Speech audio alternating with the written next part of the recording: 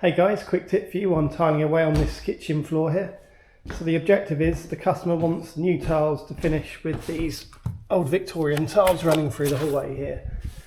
Now the floor's been kind of set out, the substrate, the builders tried to get it within reason, so it should be okay, but still it's good to have an idea of where you're at when you're tiling. So again, this is where the datum lines come in again. So I've just placed my laser level on the floor, doesn't matter where it is as long as you can see the line there and here.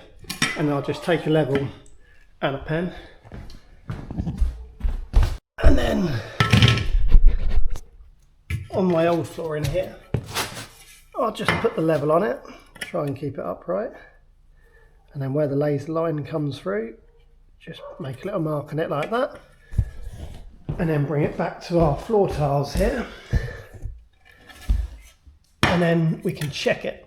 So I'll just get you a bit closer there. So you see here, our laser's coming through here. So we're about 3 to 4 mil lower. If we bring the level up, you can see we hit the line. So that means we're about 3 to 4 mil lower than where we need to finish over there, which is not too bad. I can easily get that up to over there. And to be honest, even if you finish a mil or two below this, it'll still work out pretty nicely. So it's good to use a datum line like that. So just for your own assurance of anything, so you know when you're matching two different surfaces up, you know that you're there or thereabouts.